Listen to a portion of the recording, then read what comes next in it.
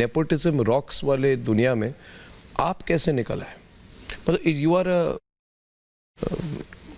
Trend setter तो अभी कहेंगे लोग आपको, बट आपको पता है हमारे कंपनी का नाम क्या है? हमने हमारे कंपनी का नाम लिखा ARG, outlier media private limited. Outlier मतलब जो मैल्कम ग्लैडवेल की किताब है आउटलायर, मतलब कि द पर्सन हु जो एक आउट सर्कल के जो प्रेडिक्टेबल, हाँ, सर्कल के बाहर है।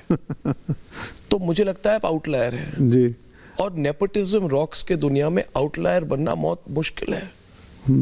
और मैं बहुत क्लियरली कह रहा हूँ कि मैं आपके मतलब आपकी इंडस्ट्री नहीं है, आप मुझे मत बताइए कि आप स्पोक्सपर्सन नहीं, आप कभी हो ही नहीं सकते जो अभी इंडस्ट्री है, मगर at the same time how is it possible to be succeed in a industry which is driven by nepotism at every level? At every level Pankaj ji, हाँ जी, हर लेवल पे, ये आपके बिजनेस हो, डिस्ट्रीब्यूशन हो, एक्टिंग हो, रोल्स हो, अभी ऐसे जहाँ पे एक डोमिनेंट कल्चर बन गया है कि हम ही हैं, हमारा ही रहेगा। अभी इंटरनेट आने से, OTT आने से और दुनिया भर के फिल्मों का एक्सेस होने से, इलाहाबाद का में बैठा बच्चा, पटना में बैठा लड़का या बुलंदशहर में और मेरठ में बैठा व्यक्ति भी फ्रेंच का और कोरियन सिनेमा देख सकता है। तो हमारी ऑडियंस इवॉल्व हुई है। कोई भी इज़म हो, नेपोटिज्म हो, अगर मौका मिल सकते हैं, अगर आप में प्रतिभा नहीं है तो आज आप नहीं चलिएगा, कोई भी हो, वो किसी और का बच्चा हो। मैं फर्स्ट जनरेशन हूँ तो मुझ पे नहीं आरोप है। अगर मेरी बेटी इस फील्ड में आना चाहे तो वो नेपोटिज्म के आरोपी हो सकती है, क्योंकि वो सेकंड जनरेशन है, पिताजी इसके हैं। पर अभी ऑडियंस इतनी इवॉल्व है कि किसी को मौका मिल सकता है परिवार का होने के नाते। अगर आप में टैलेंट नहीं है, आप उपयुक्त नहीं हो, तो 1 से 2 फिल्म आप इस दौर में देखें, कितने परिवार के बच्चे जो अभिनेता थे वो नहीं, उनकी फिल्में नहीं है, उनके पास काम नहीं कर रहे हैं। तो यस, मुश्किल है। अब ये तो एक्टिंग की सिर्फ बात की आपने, कई लेवल्स की बात की, डिस्ट्रीब्यूशन, मार्केट, बहुत हर सेगमेंट में, हर सेक्टर में उसके। बट अपवाद होते हैं, एक्सेप्शन होते होंगे शायद, या पॉसिबिलिटी है वो मैं हूँ। आइदर मैं एक्सेप्शन हो सकता हूँ इस सब का, आइदर वहाँ एक मेरे जैसे out of the box, out of the arena के आदमी के आने की संभावना है। तो मैं आइदर एक्सेप्शन हूँ और पॉसिबिलिटी हूँ, दोनों हो सकता हूँ। आपने कहा कि सर्वाइवल की फाइट थी, कब तक थी? 2019 तक। और टर्निंग पॉइंट क्या थी? बैंक अकाउंट में एक दिन ज़्यादा माल आ गया। नहीं, मूवी कौन सी टर्निंग?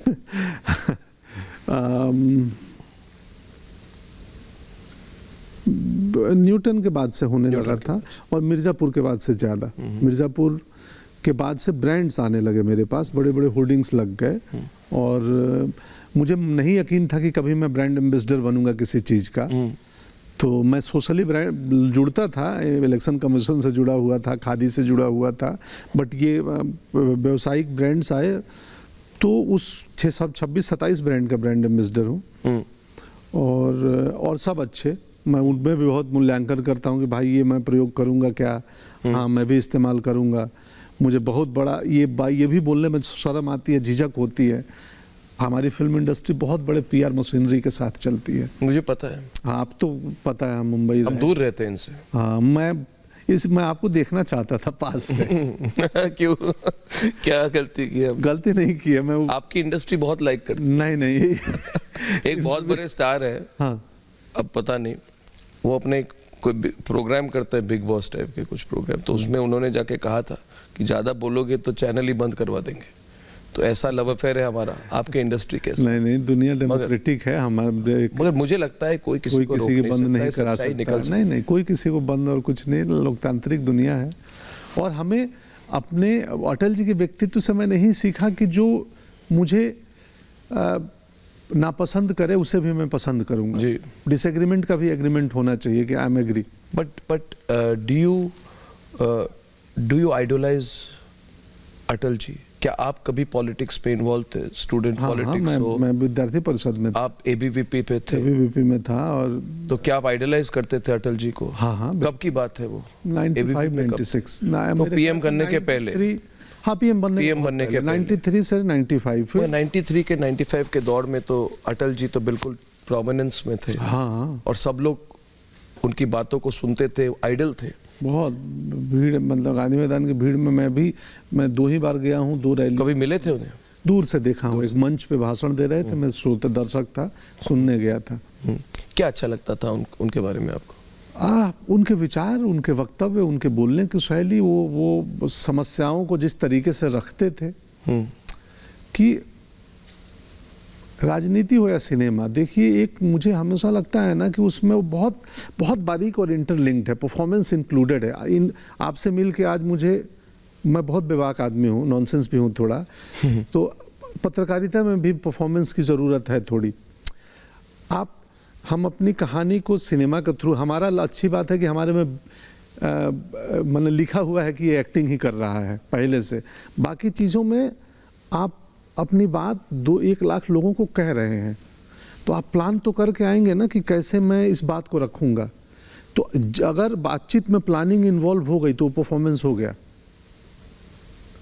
बातचीत में मुद्दे इन्वॉल्व हो गए, पॉइंटर्स इन्वॉल्व हो गए, इट मीन्स आप उसको रिक्रिएट करने वाले हैं। इसकी एक लेयर पहले हो चुकी है। तो सॉरी मैं नहीं, आप बिल्कुल सही बात कह रहे हैं। तो क्योंकि मुझे लगता है कि देखिए, परफॉर्मेंस नहीं है, पहले बात तो ये कह दो, हम परफॉर्मेंस नहीं करते हैं। मगर आपने जो बात कही कि अगर मेरे पास कोई मैसेज है पंकज जी, अगर किसी चीज़ पे मैं विश्वास करता हूँ तो उसको मैं कैसे कम्युनिकेट करूं, ये बहुत बड़ी बात है। जैसे उस दिन मैंने कहा, हमारे अंग्रेजी प्रोग्राम में कहा कि अगर कई लोग कांग्रेस पार्टी या दूसरे पार्टी के लोग कह रहे हैं कि मंदिर के प्राण प्रतिष्ठा में हम नहीं जाएंगे, तो मैं एक ही सवाल उनको पूछूंगा कि जब मस्जिद का उद्घाटन होगा क्या उसका भी बॉयकॉट करेंगे? उस बात को, किस चीज़ को आप केंद्र बिंदु बनाएंगे, किस चीज़ पर एम्फसाइज करेंगे, बहुत ज़रूरी है। हाँ, और उसको मैं परफॉर्मेंस नहीं कहता, मगर उस पर मैं उसको कहूंगा अपने कम्युनिकेशन टेक्निक। हाँ, तो मैं तो अटल जी के कम्युनिकेशन टेक्निक मैं का एक्टिंग के छात्र होने के नाते बात किया। ये मैं बात मतलब ये दर्शक नहीं, एक्टिंग के स्टूडेंट के नाते किया कि हमें जब एक्टिंग की क्लासेस होती है ना, तो उसमें कुछ स्पीचेज दिखाते थे वो लोग, और जो रियल हैं।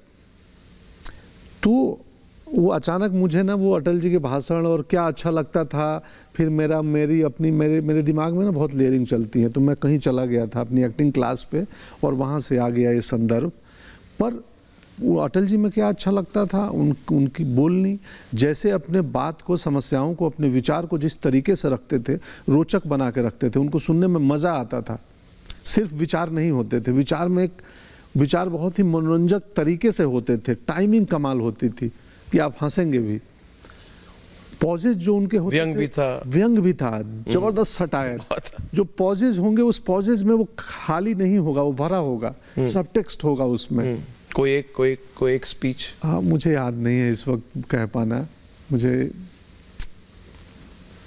तो हमने फिल्म में यही सब प्रयास किया है कि वो सब टेक्स्ट, वो थॉट, वो विचार, वो आत्मा, उनकी चेतना आ जाए, मिमिक और इमिटेशन कम आए, क्योंकि वो उसमें मैं खराब हूँ, मैं अच्छे से नहीं कर पाता हूँ।